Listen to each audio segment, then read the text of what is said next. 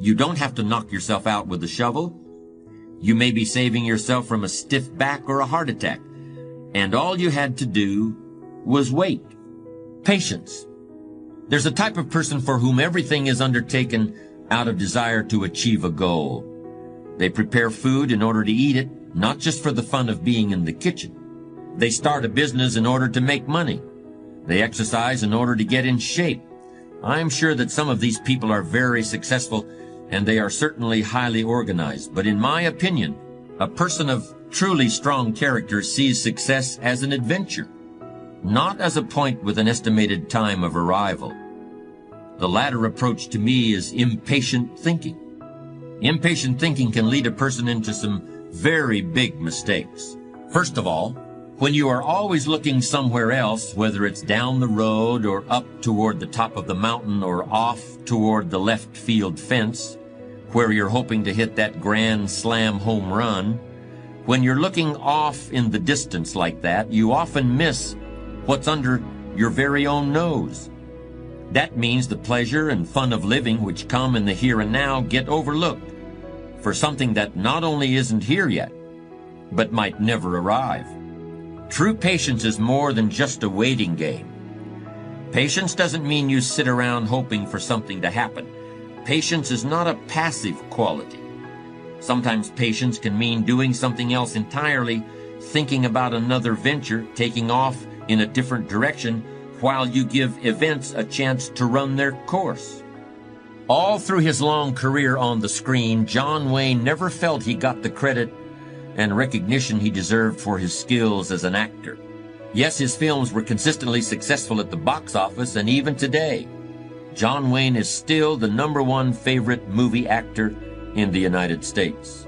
But a big following among moviegoers didn't translate into critical esteem or the respect of his peers. That's what the Duke wanted, and he felt he deserved it too. Then in the last years of his life, he made a movie called True Grit, in which he played a drunken, one-eyed old U.S. Marshal named Rooster Cogburn. That portrayal got John Wayne the Oscar he'd been waiting 40 years for.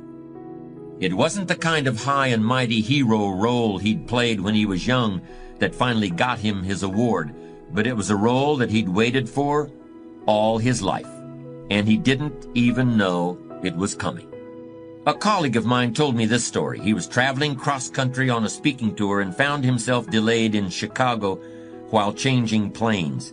In the first-class traveler's lounge, he fell into conversation with a gentleman who actually looked a bit like John Wayne during his True Grit period. And he was a little surprised to learn this gentleman was actually from New York City.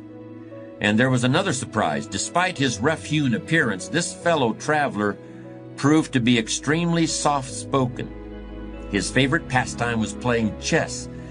But as he talked about his experiences in the construction business in New York City, he also demonstrated that he carried a big stick. His company had developed some of the most important commercial real estate in Manhattan. As successful people always do when they encounter other successful individuals, my colleague asked him how he'd done it.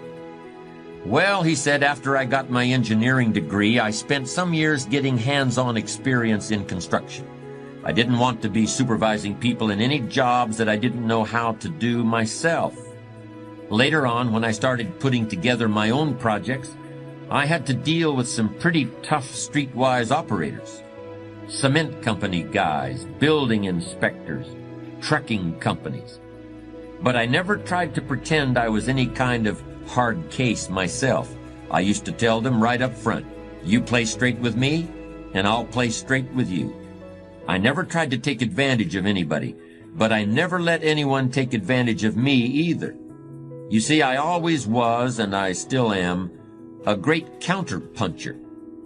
Anybody who takes a shot at me in business had better make sure it's a good one, because I'm going to hit back hard. But it's like chess. You don't necessarily hit back right away. You have to be patient. You have to wait for the right moment. You have to let the other guy know, okay, you had your chance. Next time it's my turn. But you don't say that out loud. You don't say what you've got in mind, and you don't say when it might be coming. You just go on, polite and friendly as ever. You don't ever let on that you're waiting for an opening. But you rest assured that your chance will come. It's like any other investment. It takes patience. Patience is the key. Needless to say, those several hours between flights were both informative and enjoyable for my colleague. And we can all learn from this story. Don't concentrate on things you can't influence, like when the planes are going to take off. Instead, focus on things you can control. And when you meet somebody you can learn from, then learn everything you can while you've got the chance. You never know when you're going to come across a book or an article that will provide a piece of information that can transform your life. I would go to real fancy, like Ritz-Carltons and stuff like that, because they had linen towels wrapped up in a basket. And I would take a bunch of them and run hot water on them, and I'd take them in the stall and shut the door, and I'd take my bag and I'd soap up. Then I would wait till the coast was clear, and I'd run out and get a bunch of more rags and soak them up and come out and wipe it off. Then I stand there and dry, put my clothes back on. That's how I bathe every other day, man. And so I was in there one time, and they had a convention in town. And when I got all the stuff, I soaped up. This convention let out, and men was just coming in the bathroom, and I couldn't go out. So I couldn't get the soap off. So I let the toilet seat down, and I'm sitting there, man. I just started crying. I said, man, I can't take it no more. I'm finna quit. I'm gonna go call my daddy, just ask him, can I come home, man? I can't do this no more. So before I called him, I called the answer machine, and I got a message. And it says, Steve Harvey, this is Chuck Sutton from Showtime at the Apollo. We saw a tape of you. If you would come to New York Sunday night, this was a Thursday, come to Sunday night, we're gonna put you on TV, Showtime at the Apollo. Put me on TV, that was my dream. But I had a problem. I had $25, and I couldn't get to New York. How was I gonna get to New York with $25? So I said, man, I went back in my car, and I'm crying again. I said, man, God, I finally get a shot to get on TV, and then I can't even go. I said, how could you do this to me? And I'm 30-something now, man. I've been waiting my whole life, and you get me here? So I said, man, let me call this machine back and just see if he said this Sunday. And I called it back, and it said, Steve, this is Chuck Sutton from Showtime at the Apollo. We saw it too. We have an opening for you Sunday. If you could get here, give me a call, let me know. We'd love to put you on TV. So I got ready to hang up, and I heard, boop, you have another message.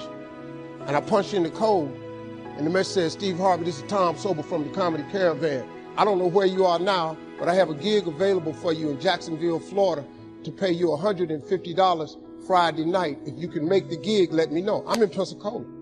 I'm trying to tell you to hold on. Why? Because it's all coming together. Yet, everybody wants to know how to get from 0 to $1 million or from 0 to 1 million followers fast. Everybody wants to get to a place. Very few are willing to sacrifice to get there. Patience, the mental fortitude, the mental strength to keep on going when you have absolutely no physical evidence around you that is saying you can make it. Just keep going. And I promise you, man, one day your dream is going to be a reality.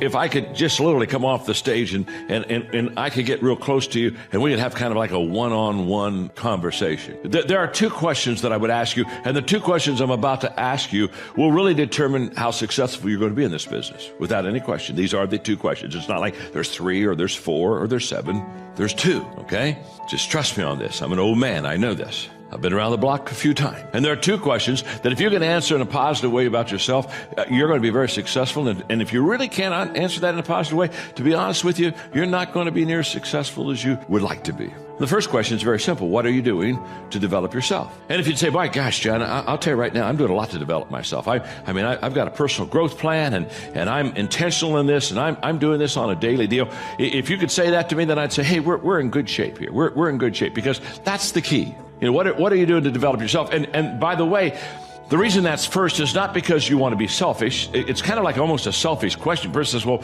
why do I start with myself? The reason you start with yourself is because you cannot give what you do not have. So you better start with yourself. Because if you're leading others and have nothing to give them, nothing to share with them, nothing to teach them, then I can promise you, you'll never be what you want to be as a leader.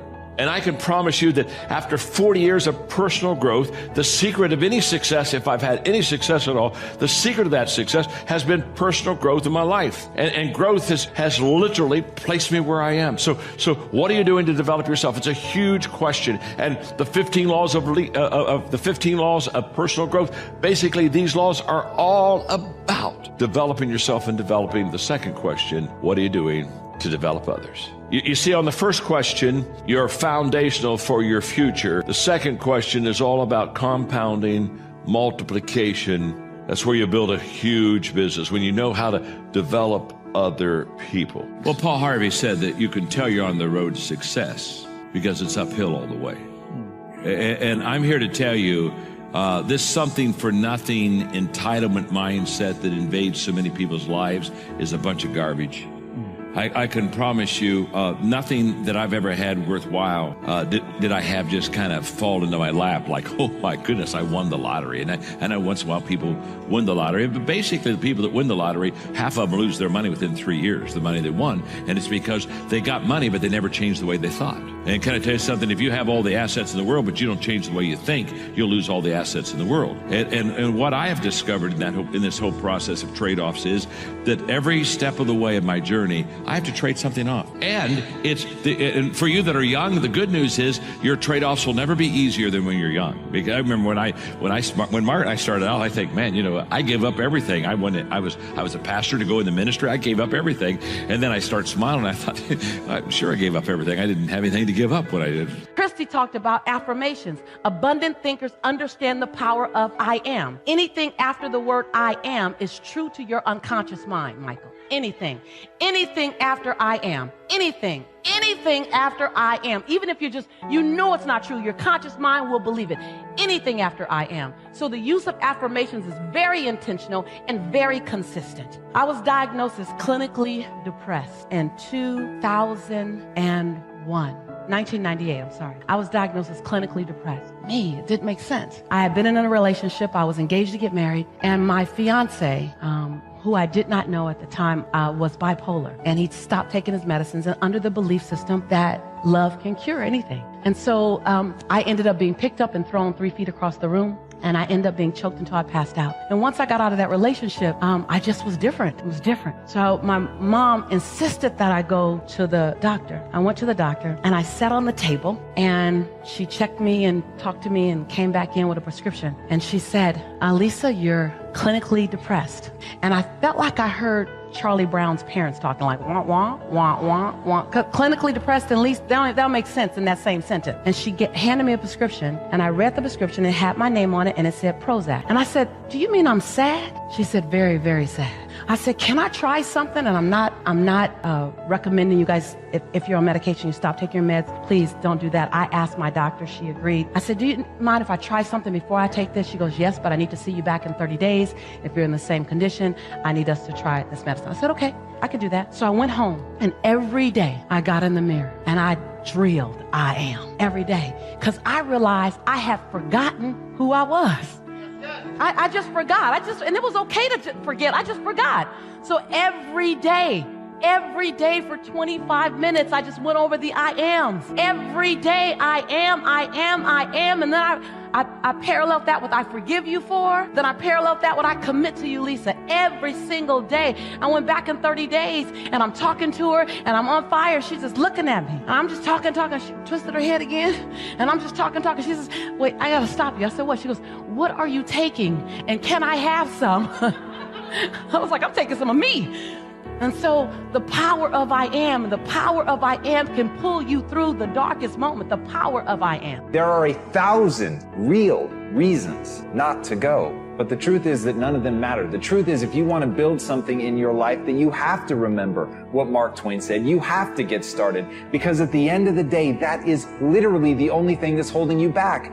You're not moving. And once you get the simplicity of that, once you understand that you could act right now, you could say, fuck all the excuses. You could stop making them. You could stop giving in to them. No matter how valid they are, no matter how real they may seem, you can finally decide that you're going to get up and move, that you're going to create that momentum, that you're going to take a step, that you're going to make the demand, that you create momentum, that you get something done, that you fucking find an answer, or as Hannibal said, that you're going to find a way or make one. If you have to carve through fucking rock, do it, because humans before you have done it. And that's the simple truth. That is the simple fucking truth. And everything else is bullshit. Everything else is the weak voice in your mind holding you back and making you a less version of yourself. So I ask you, why doesn't the bird fly wherever it wants to go? Because that's all it's known? Because that's what's safe? Because that's what's comfortable? Or because it's an animal? What do you want to be? If this isn't the life you want to live, do something about it. As Albert Einstein said, try not to become a man of success, but rather try to become a man of value. This is something that I think about a lot. At the end of the day, success is incredibly motivating, and accomplishing your goals and your dreams is something that I wanted to do since I was a little kid. That's been a driving force in my life. But through all of that, the times that I've felt happiest, the times that I've felt most secure, the times that my anxiety and my stress have been at zero are the times where I felt like I was being most true to myself, where I was trying to really become a person of substance. I wasn't looking for something extrinsic. I was focused inward and trying to develop the person that I'm becoming, that I had some code that I was living by, that I was really deciding not just what outwardly success looks like, but what does it mean to be a good person? What does it mean to be an effective person? What does it mean to be worthy of trust? And those things, at the end of the day, those things are something that when you invest in finding value in that it takes you somewhere amazing. And as Bruce Lee said, knowledge will give you power, but character will give you respect. And at the end of the day, I really can't think of anything better than that. I can't think of anything that will keep me company when I'm alone, when there's nothing but silence around, when all I can hear are the sounds of my own thoughts. The only thing that is going to bring me or you comfort is respect, is self-love, is knowing who you are really and knowing that you're true to that even when nobody's looking. And that concept, that notion of having a guiding light, a principle, something by which you steer by, that you are always true to, and that in your moments of stress, chaos, confusion, of desire.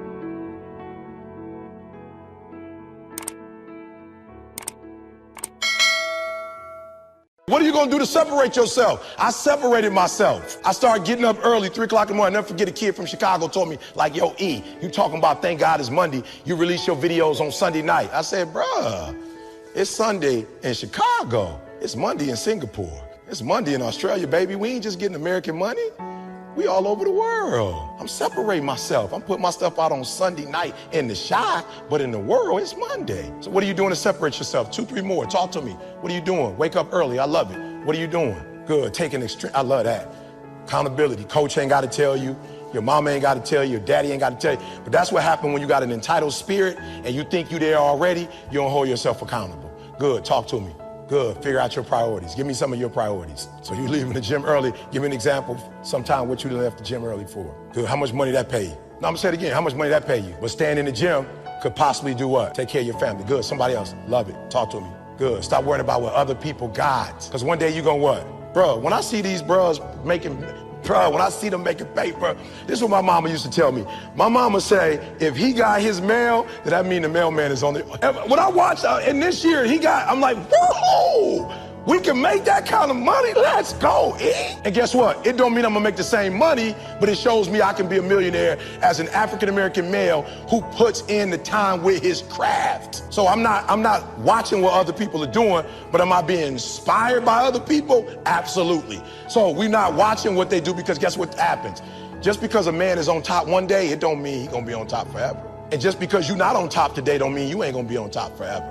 Who would have ever thought Toronto would have won this year, right? That came out of nowhere. Everybody was saying what about the East? Everybody was saying what about the East? They don't got a chance, right? All kind of stuff happened, they got a chance. So I love it. Good. 2 more. Where we at, baby? Talk to me. This is where the rubber meets the road, where you take personal accountability. Good. Hey, can I say this? No disrespect to rap and where rap is, but like, don't try to be something you like. Don't listen to stuff on and try to be something you're not. All right? Don't be like a studio gangster.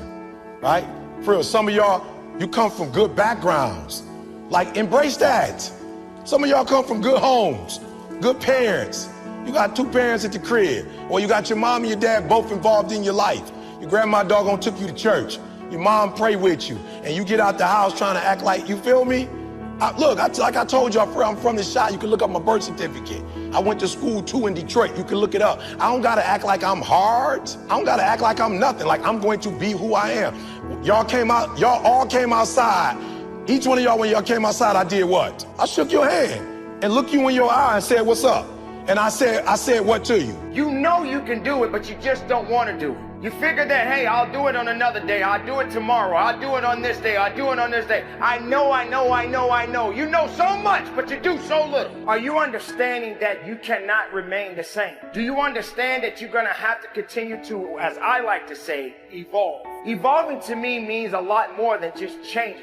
Change is good, but are you changing for the right reasons? Are you in a certain position where you feel like you have to change yourself or change who you really are to please other people? That's not the type of change I'm talking about. I'm talking about for the greater good. I'm talking about being able to have the right attitude and the right mindset and the right fortitude to make a difference in your life. You can't keep doing the same thing over and over and over again, and you're not getting anywhere. You're not committed. You're not doing the right things. Instead, you keep doing the wrong things. And you're looking for someone to rescue you. You're looking for someone to put you in a position to make you feel better. It's not about me. It's not about the other people. It's about you. It's about you making a difference and you making the necessary changes to get what you want out of your life. The time is now. You can't do it tomorrow. You can't do it yesterday. You got right now. Build on that. Find a solution to your problems. Don't depend on other people to change you. Don't depend on other people to evolve you. Being different, as I've always said, there's nothing wrong with being different.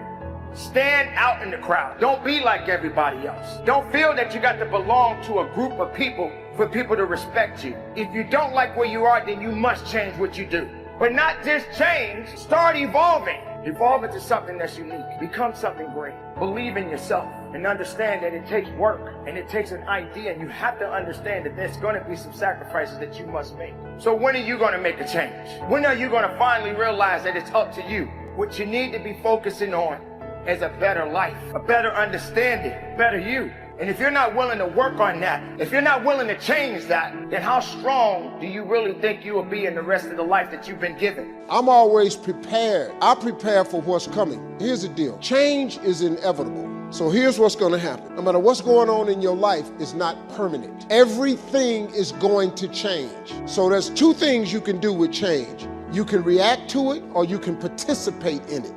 It's going to change anyway. So if you keep waiting around, you're going to have to react to the change. And now you behind. But if you participate in the change, if you know the job you have is not going to last forever. I'm just telling you. COVID proved that already.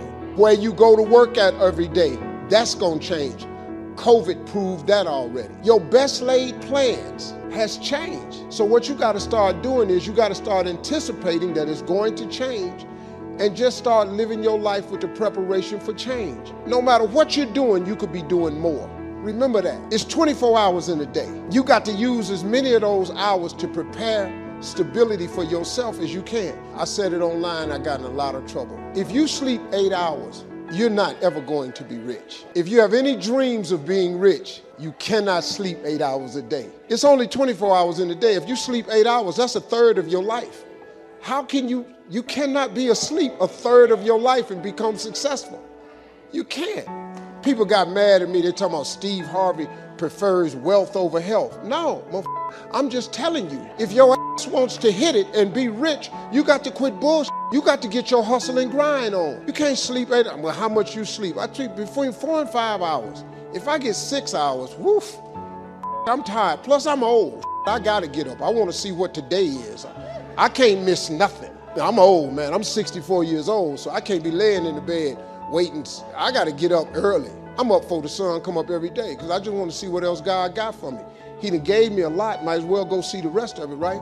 You can't see his sleep, so I've always prepared myself. Good worker, hard worker, sincere, but you got to be better than sincere. And work hard. Otherwise, at the end of your life, you'll wind up cold, stony broke. You got to be better than a good worker. You got to be a good reader. Get around successful people and listen. Now, you can also learn from unsuccessful people. Take notes on both, negative and positive. On the negative, the notes are called what not to do. And you got to learn what not to do as well as what to do. So learn from the negative as well as the positive, okay? Find out what poor people read and don't read it. That's good information. Learn from the negative. But now you can also learn from the positive. Get around successful people. Listen to what they say. Listen to how they say it. It's important. We've all got about 16 waking hours. Practice listening those 16 hours. And I say practice listening because listening isn't easy. I found out it's easier to talk than it is to listen. But if you will practice listening the 16 hours you're awake, sure enough, from surprising sources comes great ideas. In sales training, we teach, if you want to learn sales, listen to the kids. Kids have got to be the master salespeople of all time. They have no equal. Father tells his young son, no, you cannot have an ice cream cone. 30 minutes later, he's licking on one. That'd be 30 minutes worth listening to. They got moves you wouldn't believe. Persistence runs deep like the ocean. And the kids never took a class on how to overcome objections. They already know how. They don't need classes. So listen and learn. Now, here's some of the best advice I've got for the whole evening. It won't get any better than this. This is it. Poor people ought to take rich people out to dinner and listen. That's some of the best I got. If a guy's not doing well, one of the first things he ought to do is find a guy that is doing well.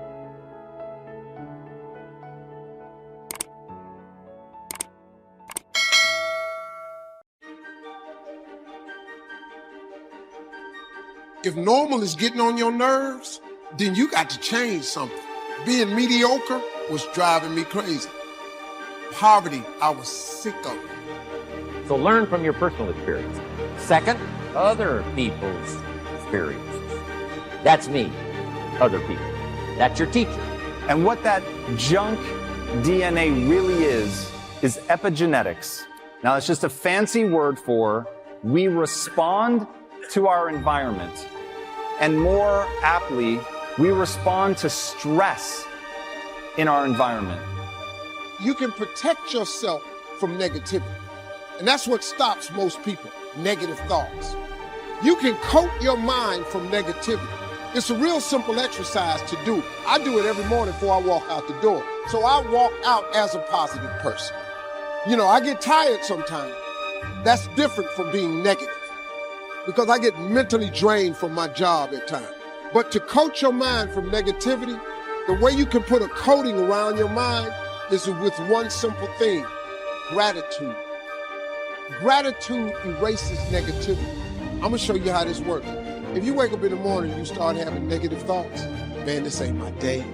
I woke up on the wrong side of the bed. I'm tripping, I just don't feel myself. Every time you feel, in the middle of the day, if you feel yourself doing that, stop, just stop for a second.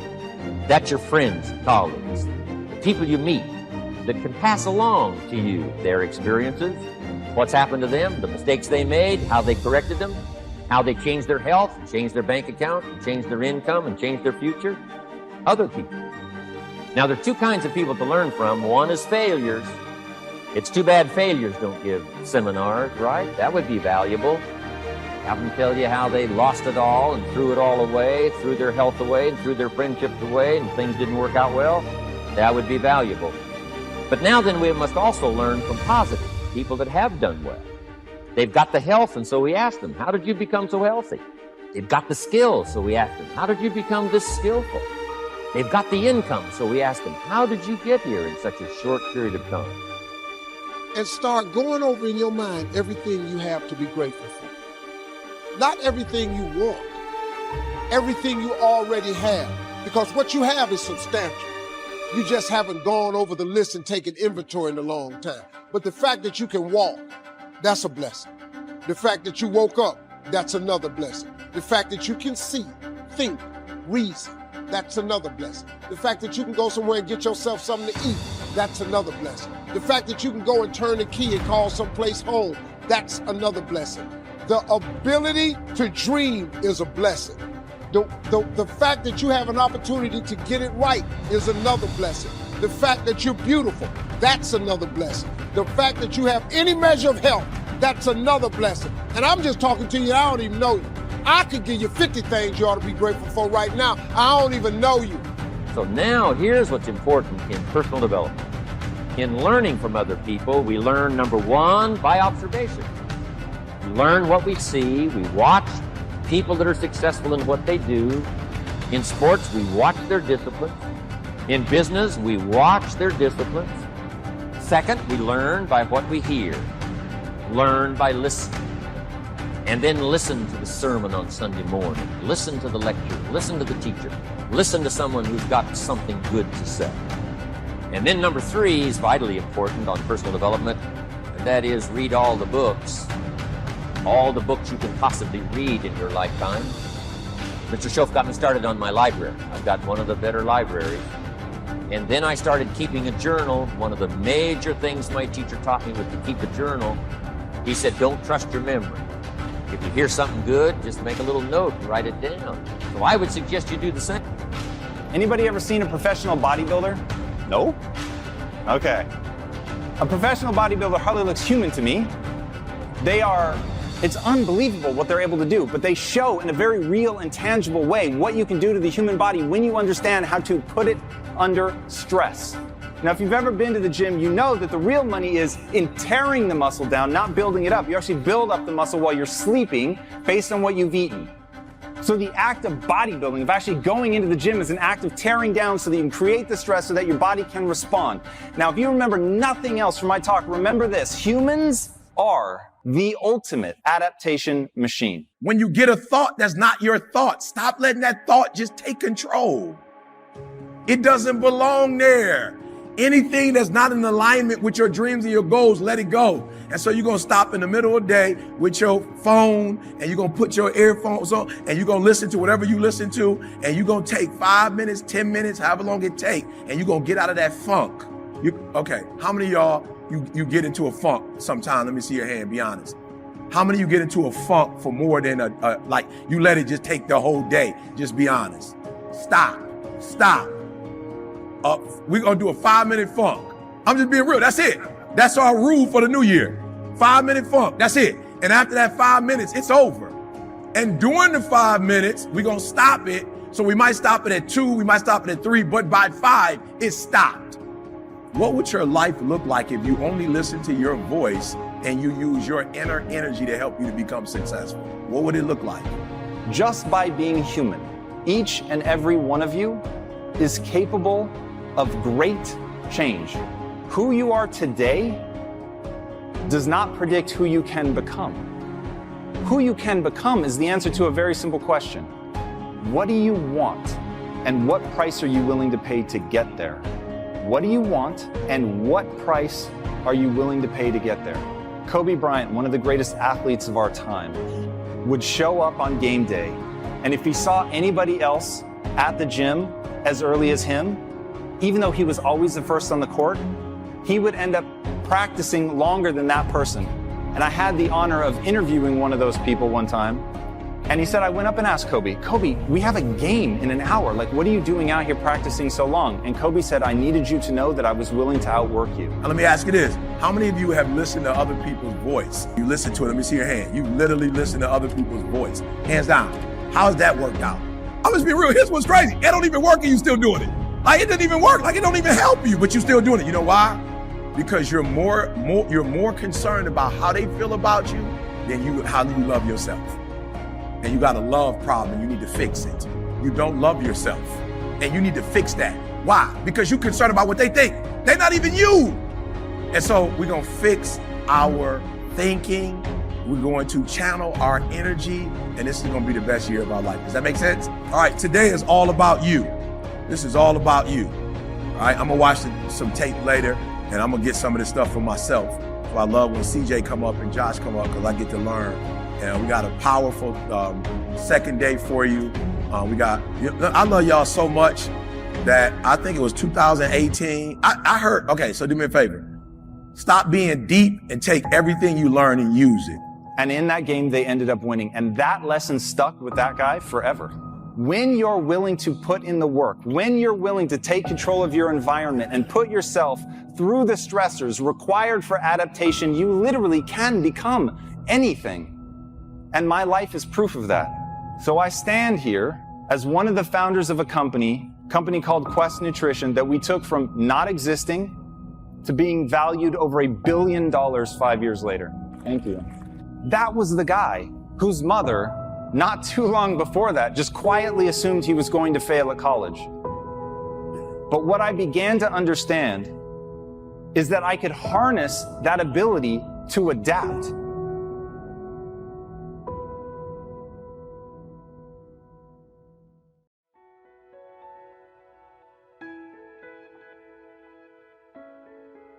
I am a champion. I never complain. You are a champion. There's nothing to complain about. If you want to do some real complaining, let's complain in front of the guru and let's fix it. And if we don't plan on fixing it, let's not talk about it. One thing I know about life is a guarantee. Change is inevitable. As much as you like to be in your comfort zone, as much as you like to be stable, as much as you like to control your environment, the reality is everything changes. If you're doing real good, at some point, something bad's going to happen in your life.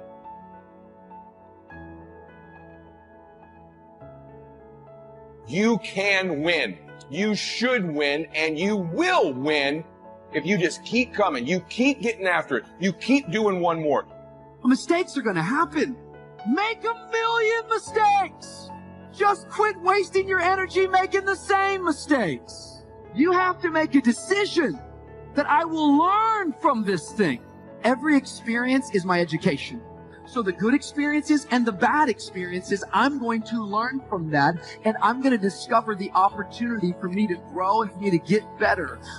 Look, life is going to throw some serious blows. It's going to throw you some serious obstacles. You have to learn to turn and look at every obstacle as an opportunity. Winners complain. Winners want to hear themselves talk. Champions do not complain. Why? Because they're focusing on what they said they want to do.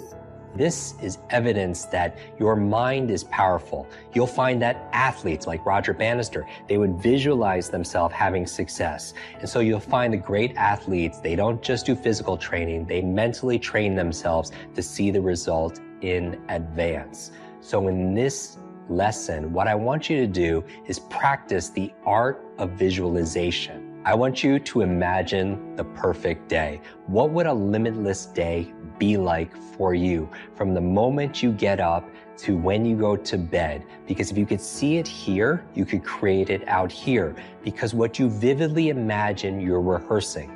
One of the challenges is a lot of people use their visualization to get the results they don't want in life. And by visualizing it over and over again, they're actually preparing and rehearsing for failure, visualizing all the things that could go wrong, all the things they're fearing. And then their attention goes there and they're mentally rehearsing failing on stage or failing on that exam or failing when they're going to meet that person on that date, and they're practicing in their mind. Here is your lesson. As you're going through and constructing your limitless day, you're rehearsing that and your attention goes there. Remember that your feelings are the language of your body and that your thoughts are the language of your mind. My goal for you to become limitless is to imagine your perfect day, your perfect moments. I want you to imagine it, visualize it, see it, feel it, believe in it, and then work daily for it. Because the energy you waste on complaining, you can't make it to a national title. Champions are focused on the goal. They don't have time to be doing stuff that's not going to help them toward the goal. So all the little stuff you talking about, all the little social media, all the little going home, all the little cry, listen to me, save that for when you graduate. You'll have plenty of time. You know life is going to happen as long as you believe in you. You got the right mindset. You got the right attitude. We can make it happen. You are a champion. Think like one. I know I will fall down. I know that I will stumble, but I already see myself getting back up. Therefore, I'm never down. I'm either up or getting back up. Stop wasting valuable time, knowing that if we begin to live our lives as if each day were our last, our lives will take on a whole new meaning. You're going to be relentless. You're going to keep coming. You're like a dripping faucet. You're like those waves hitting the rock. Other people are going to get slowed down. Other people are going to take a break. Other people are going to flinch. Other people are going to cool it. Other people are going to believe they've made it. When they get weak, you just keep coming. When they flinch, you blow their doors off. That's how you win in life, is you keep getting after it and keep getting after it until the job gets done. The winners, they stay excited as long as it takes to get the job done. They keep after it until the job gets done. They never stop. They're always after it. And that's where their strength comes from. That's where their confidence comes from.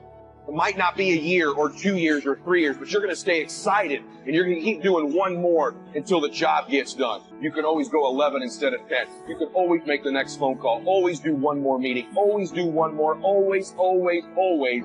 And I promise you, you will knock down that rock that's in between you and your dream and make them come true. The will controls the destiny of man. Your will is the agency of God's kingdom administration. When God established His kingdom on earth, He wanted it to be administrated through your will. The problem is your will is yours. The most dangerous gift God ever gave man was a will. And the most precious gift God ever gave man was a will. It's dangerous and it's precious. It's precious because God gave you the same power that He possesses, the power of a will. But it's dangerous because you also have the ability to choose against God. That's how dangerous a will is.